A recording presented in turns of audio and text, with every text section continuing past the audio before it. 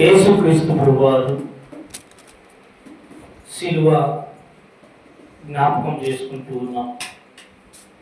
మత్తయి సువార్త 20వ అధ్యాయము 17వ వచనంలో ఇలాగూ రాయబడి ఉంది. యేసు యెరూషలేమునకు వెళ్ళనైనప్పుడు ఆయన 12 మంది శిష్యులను ఏకాంతముగా తీసుకుని పోయి మార్గమందు వారితో ఇట్లనెను, ఇదిగో యెరూషలేమునకు వెళుచున్నాము, అక్కడ మనిషి కుమారుడు ప్రధాన యాజకులకును శాస్త్రులకును అప్పగింపబడును. వారు ఆయనకు మరణశిక్ష విధించి ఆయనను అపహసించి కొరడాలతో కొట్టుటకును శిలువ వేయబడుటకును అన్ని జనులకు ఆయనను అప్పగిద్దరు. 3వ దినమున మరలా క్రీస్తునందు ప్రియమైన దేవుని యొక్క సంగమా, యేసుక్రీస్తు ప్రభువారు యెరూషలేమునకు ప్రయాణమై మార్గ మధ్యంలో తన శిష్యులతో చెప్తున్నటువంటి మాట ఏమిటి? ఆ మాటలంటే, మనిషి కుమారుడు శాస్త్రులకును పరిశీలకును అప్పగింపబడి అవమానమునకును కొరడాలకును తను అప్పగింపుకొని సిలువ వేయబడతారు అని తన శిష్యులకు తెలియజేస్తూ ఉన్నాడు. ఈరోజు మనం జ్ఞాపకం చేసుకుంటూ ఉన్నాం, మనిషి కుమారుడు అప్పగింపబడతా ఉన్నాడు. మనిషి కుమారుడు దేని కొరకు అప్పగింపబడుతున్నాడు అంటే, శ్రమ నొందడానికి, శ్రమ నొంది మనలందరినీ కూడా సమాధానపరచడానికి మనిషి కుమారుడు శిలువకు అప్పగించుకుంటూ ఉన్నాడు. అంటే అర్థం ఏంటయ్యా అంటే, ఆయనను అపహసించడానికి అప్పగించుకుంటూ ఉన్నాడు, కొరడాలతో కొట్టించుకోవడానికి తన శరీరాన్ని అప్పగించుకుంటున్నాడు. అంటే అర్థమైందయ్యా అంటే, శ్రమ నొందుటకు, ఏం నొందుటకు? శ్రమ నొందడానికి తను తాను అప్పగించుకుంటూ ఉన్నాడు. అందుకే లేఖనంలో మనం గమనించినట్లయితే 2వ కొరింథీ పత్రిక 5వ అధ్యాయము 20-21వ వచనంలో కూడా ఆ మాటలు రాయబడి ఉన్నవి. చూడండి, 2వ కొరింథీ పత్రిక 5వ అధ్యాయము 20-21వ వచనం చూడండి.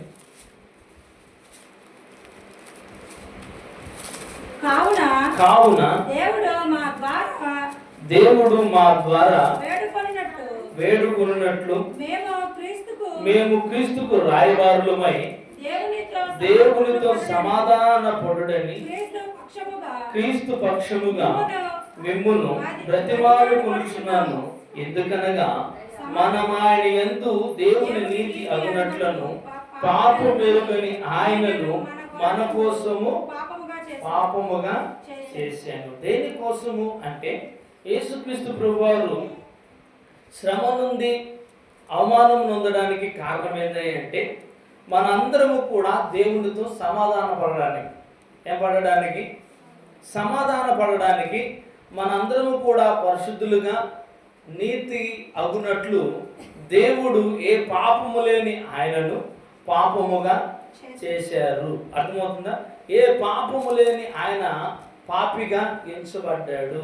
ఎందు నిమిత్తమై అంటే, మనందరము కూడా దేవునితో సమాధాన పడవలనని, మనందరము కూడా దేవుని దృష్టిలో లేక దేవుని యొక్క కను దృష్టిలో మనందరము కూడా నిర్దోషులముగా, ఏ పాపము లేని వారిగా అగుపడుటకు, ఏ పాపము లేని వారిగా పరలోక రాజ్యంలో ఆయనతో కూడా నిరంతరము నివసించడానికి దేవుడు ఏ పాపము లేని ఆయనను పాపముగా చేశాడు. శ్రమ నొందడానికి ఆయనను అప్పగించుకున్నాడు. సమాధానపరచబడాలని, ఎవరిని సమాధానపరచాలని? ఈ భూలోకంలో ఉన్నటువంటి ప్రతి మానవుని కూడా దేవునితో సమాధానపరచడానికి, దేవునితో ఐక్యం చేయడానికి, నీతి అనుసరించి బ్రతకడానికి, యథార్థముగా బ్రతకడానికి ఏ పాపము లేని ఆయనను దేవుడు పాపిగా ఎంచాడు. అయితే దేవుని మాటలు వింటున్నటువంటి మనము దేవునితో సమాధాన పడుతున్నామా?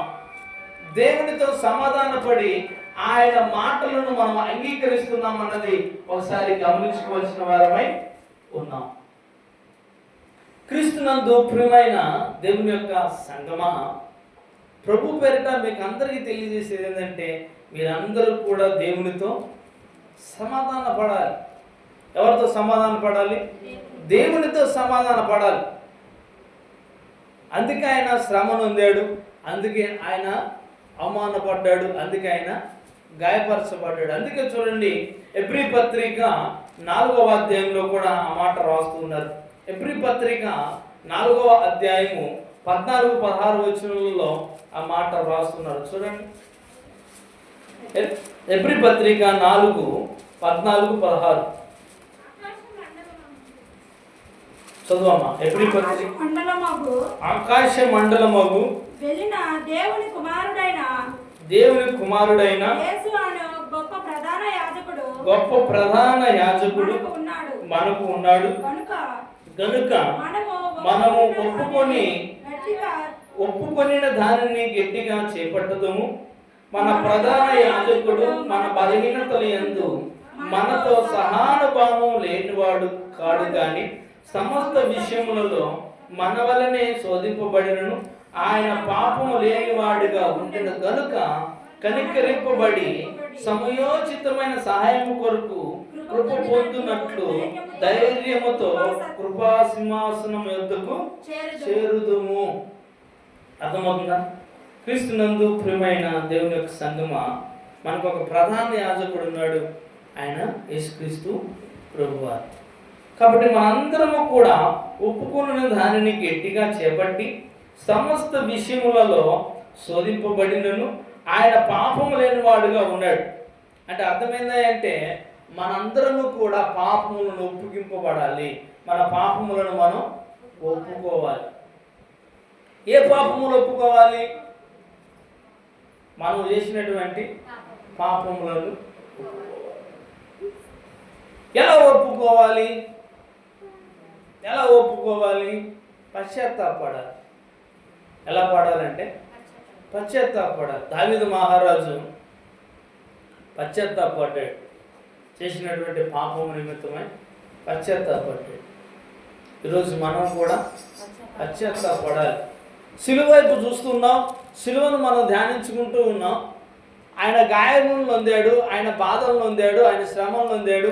శిష్యులు చెప్తూ ఉన్నాడు, అయ్యా యెరూషలేము పట్టణానికి మనం వెళ్తూ ఉన్నాం, మనిషి కుమారుడు అప్పగింపబడతాడు, అవమానాలకు గురవుతాడు, సిలువ వేయబడతాడు, మరలా 3వ దినమున లేస్తాడు. ఇది వారికి చెప్తూ ఉన్నాడు. అర్థమవుతుందా? ఈరోజు మనకి నేర్పిస్తూ ఉన్నాడు. నేను శ్రమ నొందాను, మిమ్మల్ని అందరినీ దేవునితో సమాధానపరిచాను, కానీ మీలో మాత్రం సమాధానం లేదు. ఒకరికొకరిలో సమాధానం లేదు, సంఘంలో సమాధానం లేదు, దైవజనుల మధ్య సమాధానం లేదు, కుటుంబాలలో సమాధానం లేదు. ఎందుకు లేదా అంటే ఒకరికొకరిలో ప్రేమ లేదు, ఒకరికొకరిలో ఆ బంధు ప్రేమలు. ఏం ప్రేమ లేదు? క్రీస్తు మన ఎడలో చూపినటువంటి ప్రేమ లేదు. నిన్ను గూర్చిన పాపమును గూర్చినటువంటి పశ్చాత్తాపము లేదు. అందుకే యేసుక్రీస్తు ప్రభు వారు శ్రమ నొందినా కూడా మన అందరి పాపాలను ఆయన ఏం చేశాడు? సిలువలో నలుగగొట్టాడు. పాపం నుంచి మనల్ని అందరినీ విడిపించాడు. అయినా నీవు నేను పాపం నుంచి విడిపింపబడడానికి ఇష్టపడడం లేదు. పాపమును గూర్చినటువంటి పశ్చాత్తాపన మన హృదయంలో కలగడం లేదు. అందుకే దేవుడు ఈరోజు మనకందరికీ తెలియజేస్తూ ఉన్నాడు. ఈరోజు అంశ భాగంగానే శ్రమ నొంది దేవుడు ఏం చేశాడు? మనందరినీ కూడా దేవునితో సమాధానపరిచాడు. శ్రమలు పడ్డాడు, ఆయన బాధలు అనుభవించాడు, అవమానాన్ని అనుభవించాడు, కొరడా దెబ్బలను అనుభవించాడు, ముళ్ళ కిరీటాన్ని అనుభవించాడు. యెరూషలేము వీధుల్లో కొరడాలతో కొట్టబడి ఆ శిలువను మోస్తూ తిరిగాడు. ఎందుకోసమయ్యా అంటే నిన్ను దేవునితో సమాధాన పరచడానికి, నీ కుటుంబాలలో సమాధానము నింపడానికి. మానవుని హృదయం పాపము నిండినది కనుక పాపాన్ని మానవ హృదయంలో నుంచి తీసివేసి దేవుని యొక్క సమాధానాన్ని మానవుని యొక్క హృదయంలో నాటించడానికి దేవుడు శ్రమ పొంది నిన్ను నన్ను దేవునితో సమాధానపరిచాడు ఆయన. అందుకే ఇంకా మనం బైబిల్ గ్రంథంలో మనం ఒకసారి జ్ఞాపకం ఉంచుకున్నట్లయితే యోహాను సువార్త 19వ అధ్యాయము 16-17 వచనం చూడండి. యోహాను సువార్త 19వ అధ్యాయము 16-17 వచనాలు. అప్పుడు సిలువ వేయబడుటకై అతడు ఆయనను వారికి అప్పగించెను. వారు యేసును తీసుకుని పోయి ఆయన తన సిలువ మోసుకొని కపాల స్థలమును చోటికి వెళ్ళిను. ఎబ్రీ భాషలో దానికి గొల్గొతా అని పేరు. అర్థమవుతుందా? యేసుక్రీస్తు ప్రభు వారిని సిలువ వేసిన స్థలం పేరు ఏం పేరు? గొల్గొతా. దానికి మరొక పేరు ఉంది, కపాల స్థలము. చదవము. అక్కడ ఈ వైపున ఒకని మధ్య యేసును ఉంచి ఆయనతో కూడా అర్థమవుతుందా? దేవుని ఏం చేశారు? సిలువ వేశారు.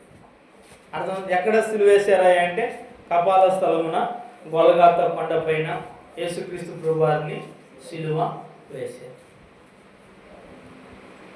సిలువ వేయబడినటువంటి దేవుడు నిన్ను నన్ను క్రీస్తుతో కూడా సమాధాన పరుస్తూ ఉన్నాడు. ఇంకా మనం లేఖనాలు గమనించినట్లయితే యెషయా గ్రంథం 50వ అధ్యాయము 6-7 వచనంలో కూడా ఆయన ఏ రీతిగా శ్రమ నొందాడు, ఏ రీతిగా బాధలు నొందాడు యెషయా ప్రవక్త రాస్తున్నాడు. చూడండి, యెషయా గ్రంథం 50వ అధ్యాయం 6-7 వచనాలు. కొట్టిన వారికి నా వీపు అప్పగించితిని, వెంట్రుకలు పెరిగివేయి వారికి నా చెంపలను అప్పగించితిని, ఉమ్మివేయి వారికి అవమానపరచు వారికి నా ముఖము దాచుకొనలేదు. ప్రభువు యెహోవా నాకు సహాయం చేయవాడు గనుక నేను సిగ్గుపడలేదు. నేను సిగ్గుపడనని ఎరిగి నా ముఖమును చెక్కుముక్కి రాతి వల్ల చేసుకుంటుని. దేవుని యొక్క ముఖం ఏ రీతిగా అయిందంట? చెక్కుముక్కి రాతిగా అయిందంట. పొట్టు వారికి వీపు అప్పగించాడు, వెంట్రుకలు పెరుకువేయ వారికి చెంపలను అప్పగించాడు, ఉమ్మివేయ వారికి అవమానపరచు వారికి తన ముఖాన్ని దాచుకున్నాడు. అయినా దేవుడు సిగ్గుపడాల. ఏమండి? కొడుతున్నా బ్రదర్ లేదు, ఉమ్మి వేస్తున్నా బ్రదర్ లేదు. ఆయన భయపడలా, ఆయన సిగ్గుపడలా. ఎందుకంటే ఆయన అనుభవిస్తున్నటువంటి ఆ బాధ, ఆయన అనుభవిస్తున్నటువంటి ఆ శ్రమ ఆయనకు చిన్నదిగా పడింది. ఎందుకంటే ఆయన ఎదుట ఒక మహా రక్షణ ఉంది, మహా ఆనందం ఉంది. ఆయనకు కలుగబోయే ఆనందం ముందు ఈ శ్రమ ఆయనకు చిన్నదిగా కనపడింది. అందుకే దేవుడు తన వీపును అప్పగించాడు. దేని వరకంటే మానవుల యొక్క రక్షణ. ఈ శ్రమ అనుభవించడం వలన దేవుని యొక్క సింహాసనము ఎదుట కుడి పార్శ్వమున ఆసీనుడయ్యేటువంటి సింహాసనం ఆయనకి దొరికింది. అందుకే ఎబ్రీ పత్రిక 12వ అధ్యాయం 2వ వచనం మాట రాయబడింది. యేసు సిలువను సహించి దేవుని యొక్క కుడి పార్శ్వమున ఆసీనుడై ఉండెను. ఆయన ఆసీనుడై ఉన్నాడు కనుక నిన్ను నన్ను దేవుని యొక్క సింహాసనం ముందు ఆసీనుడు అవ్వడానికి మనలందరినీ కూడా ఆయన ఏం చేశాడు? దేవునితో సమాధానపరిచాడు. ఈరోజు నేను చెప్తూ ఉన్నా, ఆయన వీపును అప్పగించాడు అవమానపరచడానికి, గాయములు నొందడానికి. ఆయన ముఖమును అప్పగించాడు ఉమ్మి వేయడానికి. ఉమ్మి వేసేవారికి ఆయన ముఖమును ఎప్పుడు కూడా దాచుకొన లేదు. ఆయన ముఖం ఏమైందంట? చెక్కుముక్కి రాతిగా అయిందంట. దేవుడు హింసిస్తా ఉన్న బదులు పలకలేదు. అంతటి ఓర్పును దేవుడు దయచేసి. అందుకే నోరు తిరువలేదాయ్ ప్రేమ, బదులు పలకలేదాయ్ ప్రభువు. నోరు తెరువలేదాయ్ ప్రేమ, బదులు పలకలేదాయ్ ప్రభువు. ఎవరి కోసమో ఈ సిలువ త్యాగము, ఎవరి కోసమో ఈ సిలువ త్యాగము. ఎవరి కోసం చెప్పండి? ఎవరి కోసం అమ్మా?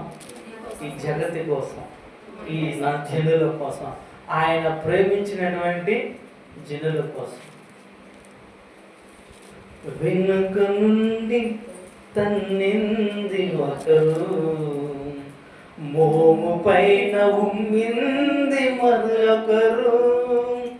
వెనుక నుండి తన్నింది ఒకరు, మోము పైన ఉమ్మింది మరి ఒకరు, నోరు తెరవలేదా ప్రేమ, బదులు పలకలేదా ప్రభువు. ఎవరి కోసం చెప్పండి? ఇంతటి శ్రమను అనుభవించిన దేవుడు నువ్వు నేను దేవునితో సమాధాన పడాలని కాదా? ఎంత బాధను అనుభవించింది నువ్వు పాపము నుండి విడిపింపబడాలని కాదా? నేనంట అదే దెబ్బలు నువ్వు నేను అనుభవించుంటే నీ సహనం చూపించగలవా? ఈరోజు ఎవరైనా నీ మీద ముఖం మీద ఉమ్మి వేస్తుంటే నువ్వు మౌనంగా వెళ్ళగలవా? ఎవరన్నా నిన్ను ఒక మాట అంటుంటే నువ్వు సహించి ఓర్చుకోగలవా? నేనంట కడుపును పుట్టిన బిడ్డలే నువ్వు ఒక మాట అంటే ఓర్చుకోవడం లేదు. నువ్వు ప్రేమించి తెచ్చుకున్న నీ కోడలు నువ్వు ఒక మాట అంటే ఓర్చుకోవడం లేదు. కానీ దేవుడు ఓర్పు సహనాన్ని నీకు అనుగ్రహించాడు. ఆయన బాధ నుండి ఆ ఓర్పును నీకు అనుగ్రహించాడు. ఆ సహనం నీలో ఉందా? శ్రమ పడిన దేవుడు మనలందరినీ రక్షించడానికి సిద్ధంగా ఉన్నాడు. ఉమ్మిని ఆ ముఖాన్ని అప్పగించాడు ఆయన. మరి నువ్వు ఓర్చుకోగలవా? నీలో ఉందా ఆ సహనం?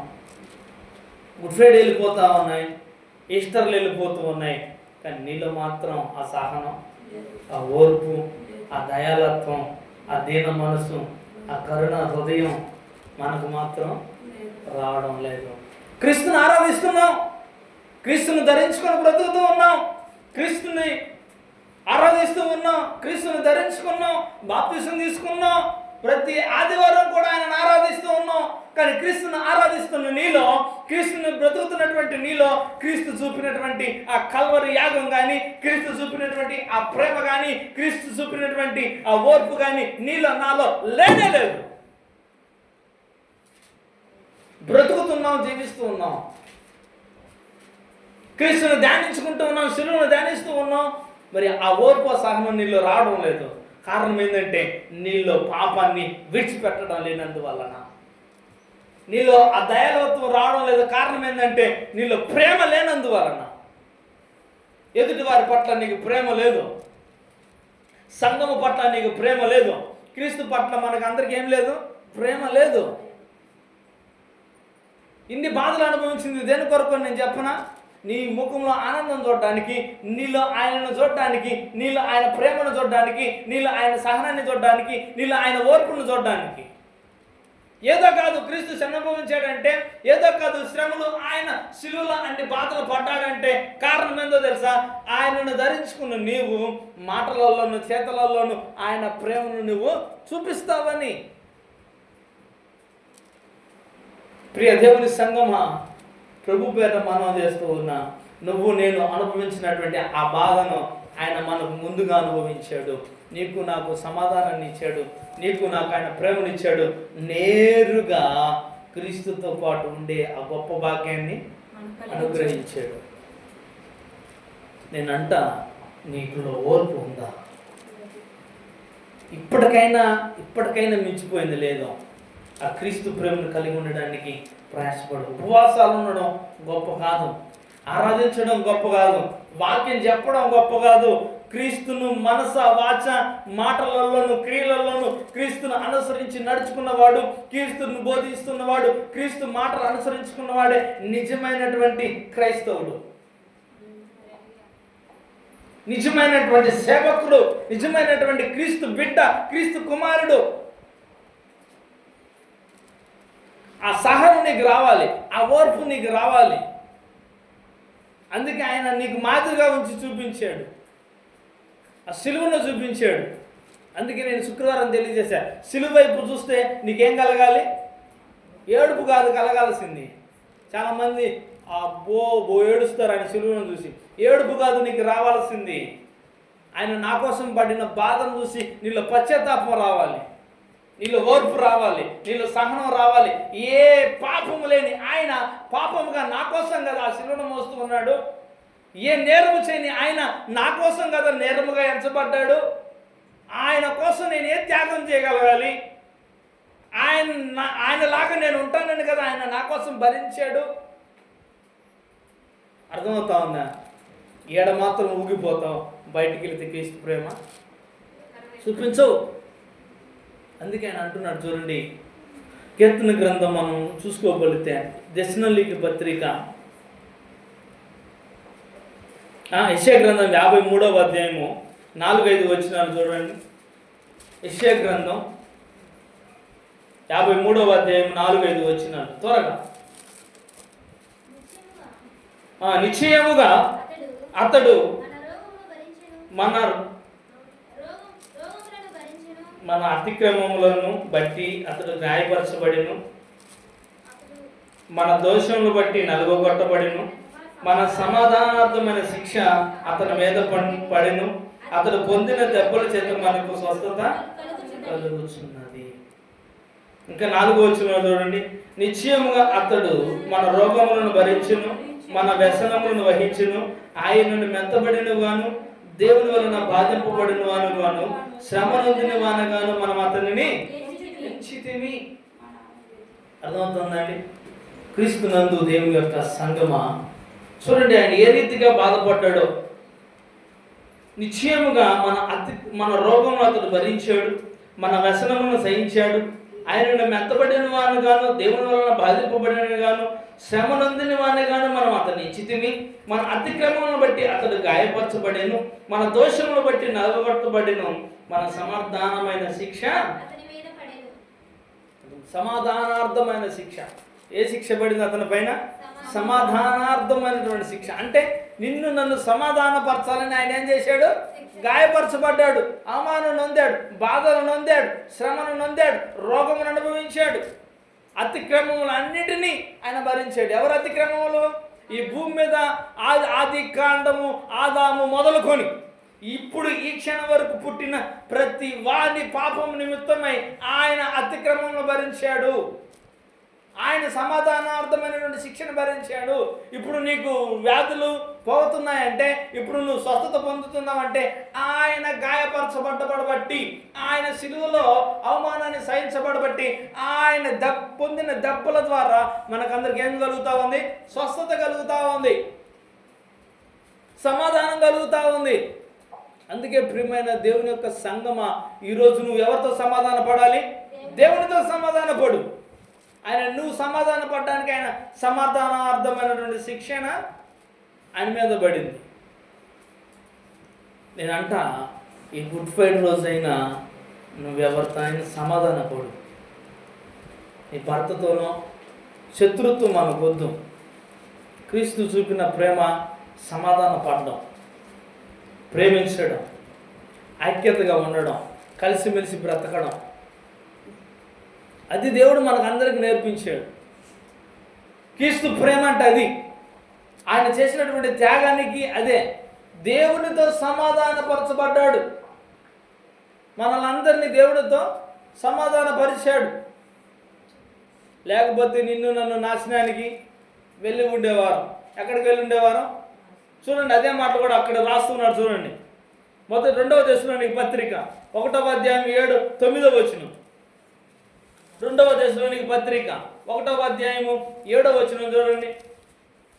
ఆ నరకమును కూర్చున్నటువంటి ఆ మాటలు అక్కడ రాయబడ్డాయి. 2వ దశలోనికీ 1వ అధ్యాయము 9వ వచనంలో ఈ రీతికి రాయబడింది. ఆయన దినమున తన పరిశుద్ధులందరూ మహిమపరచుటకును విశ్వసించిన వారందరి యందు ప్రశంసించుటకును ప్రభువు వచ్చినప్పుడు అటువారు సముఖము నుండి ఆయన ప్రభావమందరి మహిమ నుండి పారదోలబడి నిత్య నాశనమును దండన పొందుదురు. ఇటువారు సమాధానం పడనటువంటి వారు, దేవునితో సమాధాన పడనటువంటి వారు, తన పాపములను విడిచిపెట్టినటువంటి వారు, తన రక్షణను కొనసాగించినటువంటి వారు, దేవుడు మహిమపరచబడినప్పుడు, పరిశుద్ధులతో దేవుడు ప్రశంసబడినప్పుడు, ప్రభావమందరూ దేవుడు మహిమతో వచ్చినప్పుడు వారందరూ కూడా పాలదోలబడి నిత్య నాశనమును చూస్తారు. ఏ నాశనం చూస్తారంట? నేనంట నువ్వు పరిశుద్ధులతో పాలుభారం అవ్వడానికి ఆయన సమాధాన పడ్డాడు, అవమానపడ్డాడు, నిందలు అనుభవించాడు, బాధలు అనుభవించాడు. నిత్య నాశనానికి నువ్వు గురవ్వాలని కాదు, నరకంలో మండిపోవాలని కాదు, యుగములకు కాలిపోవాలని కాదు. ప్రేమను అనుభవించి, ఓర్పును సహించి, సహనమును అనుభవించి దేవునితో నిత్య రాజ్యంలో నీ పరిశుద్ధతను కాపాడుకొని, నీ రక్షణను కాపాడుకొని దేవునితో సదాకాలము ఆయనతో ఉంటావని, నాశనానికి నిన్ను గురిగానివ్వకుండా, నువ్వు గనుక నీ మనసు మార్చుకోకుండా, నువ్వు గనుక నీ పాపమును విడిచిపెట్టకుండా, నువ్వు గనుక సమాధాన పడకుండా, నువ్వు గనుక ఓర్పుతో సహనముతో ఉండలేకుండా ఉన్నట్లయితే, నేను క్రీస్తు పేరిట మనవి చేస్తూ మిమ్మల్ని చెప్తూ ఉన్నా, మనందరము కూడా నువ్వు నాన్న భేదమేం లేదు, నువ్వు నేను అనే భేదమేం లేదు. అందరూ కూడా దేవుడి మహిమను పోగొట్టుకున్నారు, దేవుని మహిమకు దూరం అయ్యారు అని బైబిల్ గ్రంథం చెప్తా ఉంది. రక్షణకు విలువలు ఇవ్వకుండా, దేవుని మహిమను చూడకుండా అందరూ కూడా దేవుడి మహిమను పోగొట్టుకున్నారు. వారందరూ కూడా నిత్య నాశనమునకు గురి అయ్యారు. కానీ దేవుడు నీకు ముందుగా ఆయన శ్రమను అనుభవించి, నీకు ముందుగా అవమానాన్ని అనుభవించి, నీకు ముందుగా సిలువ వేయబడి నా శిక్షను భరించి దేవునితో సమాధానపరిచి ఆ నరకము నుండి నిన్ను నన్ను తప్పించిన దేవుడు యేసుక్రీస్తు ప్రభువు. అర్థమవుతా ఉందా? అందుకే నీలో ఏం రావాలి? పశ్చాత్తాపడాలి. ఎవరితో పడాలి?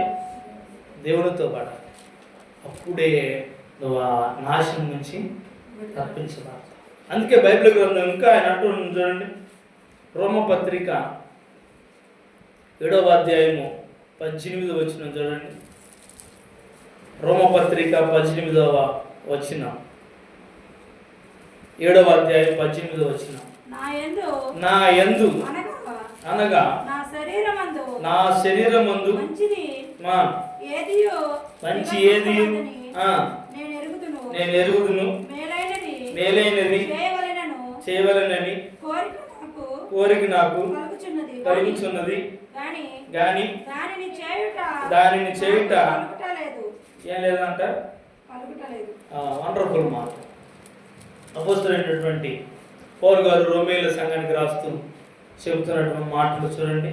నా యందు అనగా నా శరీరమందు మంచిది ఏది నివసింపలేదని నేను ఎరుగదును, మేలైనది చేయవలని కోరిక నాకు కలుగుతున్నది, కానీ దాన్ని చేయటం నాకు నేనంట నీ శరీరమందు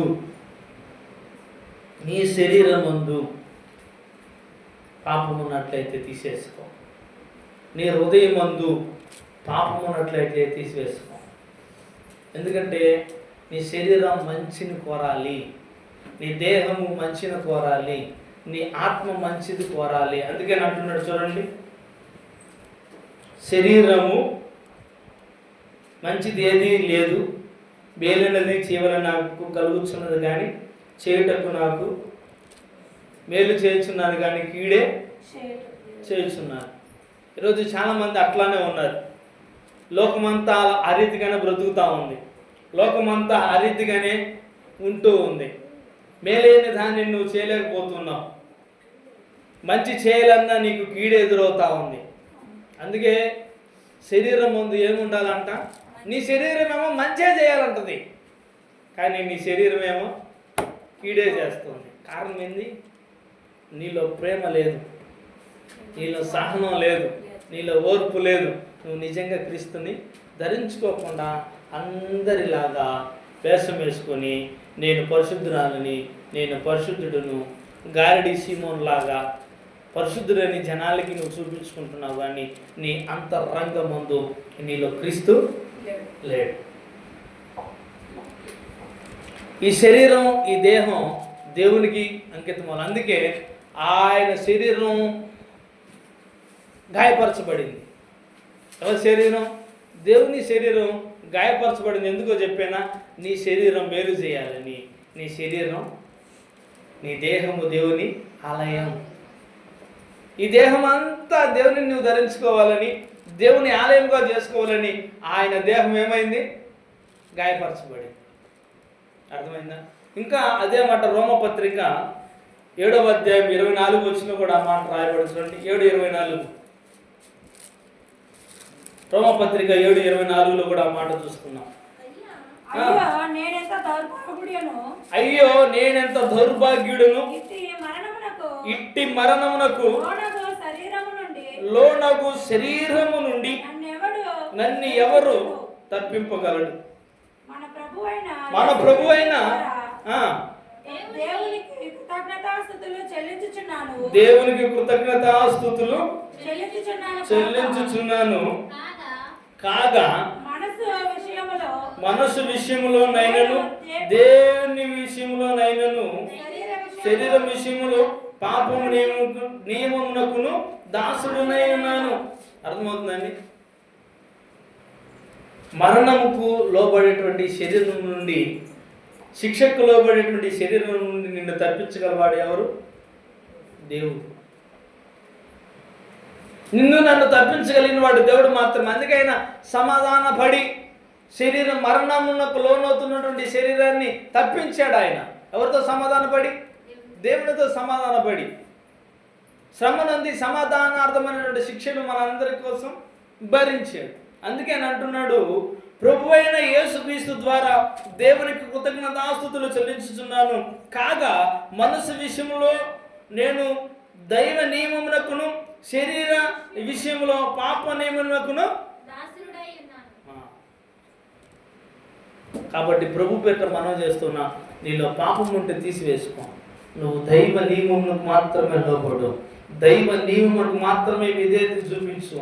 అప్పుడు దేవుడితో సమాధాన పడతావు. నీలో ఉన్న పాపము పెరిగి తీసివేయబడుతుంది. దేవుడికి నిజమైనటువంటి కుమార్తెగా, నిజమైనటువంటి కుమారుడిగా ఈ భూలోకంలో నీవు ఉంటావు. అందుకే రోమపత్రిక 8వ అధ్యాయం 2వ వచనంలో కూడా ఆ మాట రాయబడి ఉంది. చూడండి, 2:8 క్రీస్తు యేసునందు జీవమిచ్చు ఆత్మ యొక్క నియమము పాప మరణముల నుండి నియమింపబడి నన్ను విడిపించెను. ఎవరి మనసు నిన్ను విడిపించిందంట? క్రీస్తు యేసునందు జీవమిచ్చు ఆత్మ యొక్క నియమము పాప మరణముల నియమము నుండి నన్ను విడిపించెను. వండర్ఫుల్ మాట. అర్థమవుతుందా? క్రీస్తు మాత్రమే పాపము నుండి, పాప నియమము నుండి మనల్ని విడిపించగలడు. ప్రియమైన దేవుని సంగమా, ఆయన శిలువను వైపు చూస్తూ, ఆయన శిలువను నువ్వు ధ్యానించుకుంటున్నప్పుడు నీలో పాపం నుండి విడిపించబడేటువంటి, శరీర క్రియల నుండి విడిపించేటువంటి మనసు నీకు రావాలి. ఆయనతో సమాధానపడు. ఎవరితో సమాధానపడు? దేవునితో సమాధానపడి నీ పశ్చాత్తాపడి నీ పాపమునకు పశ్చాత్తాపడి మరణం నుండి తప్పింపబడి నిత్య జీవనమునకు వారసులుగా, నరకం నుండి తప్పింపబడి పరలోక రాజ్య నివాసులుగా సదాకాలం ఆయనతో కూడా మనం ఉండాలంటే మనలో ఏముండకూడదు? పాపం ఉండకూడదు. సమాధానపడు, ప్రేమను చూపించు.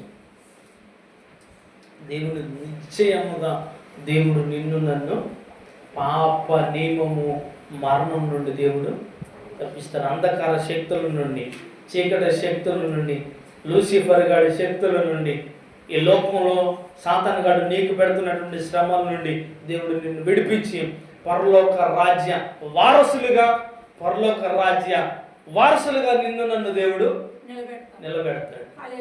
పరిశుద్ధులతో సదాకాలము దేవునితో మనము ఉందుముగాక. పరిశుద్ధులతో సదాకాలము దేవునితో నివాసము చేయుదుముగాక.